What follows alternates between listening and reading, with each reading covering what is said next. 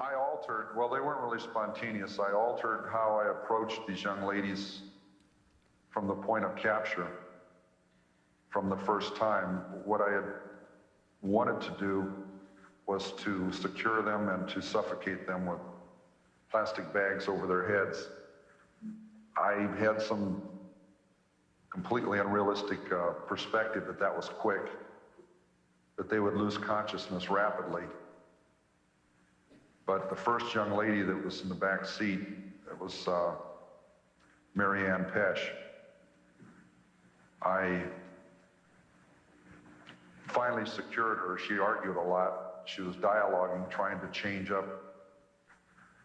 control of the situation. She had already decided I was in control. I was trying to gain control. I was convinced she was in control of it.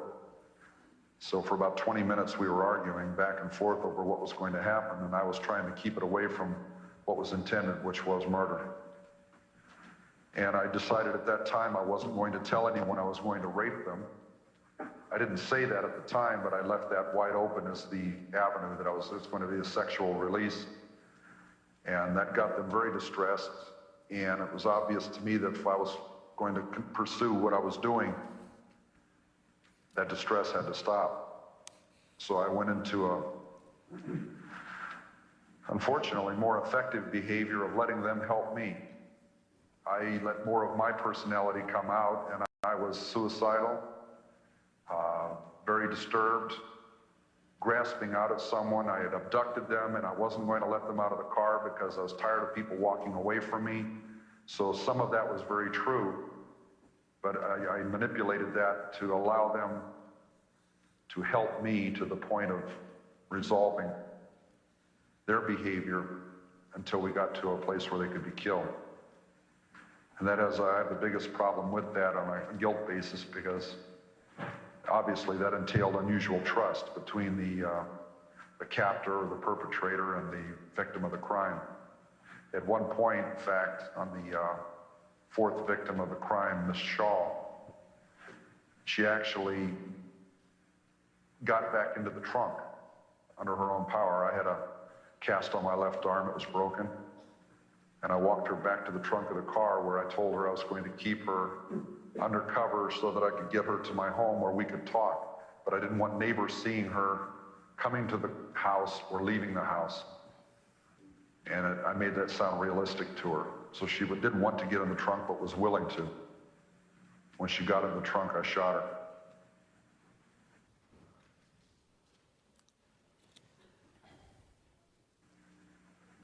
So I'm trying to remember this from a long time ago, but another round had entered and exited that padding area. So there were 3 holes in that padding area that was head level with her. It was off to her right, to my left. She was moving about in the back quadrant there, trying to avoid the shots. That wouldn't have happened. I realized if I'd never done it, it wouldn't have happened, but well, my original intention was to make it very quick and neither one of them to be aware of what was happening, and it was not to keep them from stopping the crime, it was to keep them from suffering. I had a real bad problem depriving people of their lives. It wasn't the aspect of killing them, it was the aspect of possessing their bodies afterwards. So it was almost after an effect, evicting someone from their human body. And I'm sorry it sounds so cold, but that's about what it analogizes to.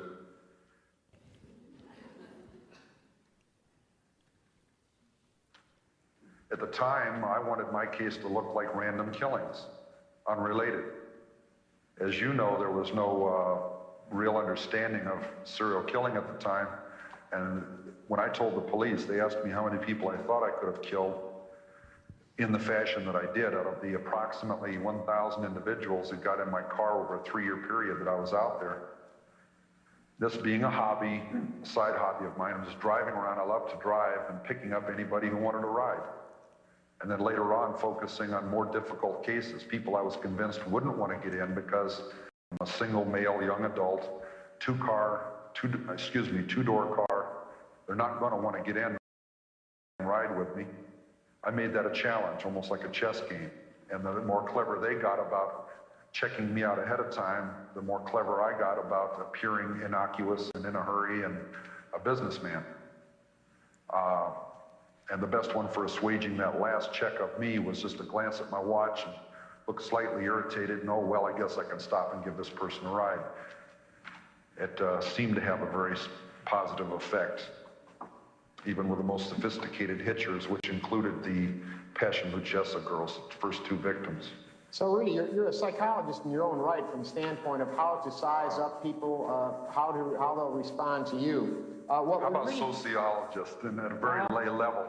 A psychiatrist is looking for pathology. I was looking for ways to influence people. Yeah, okay.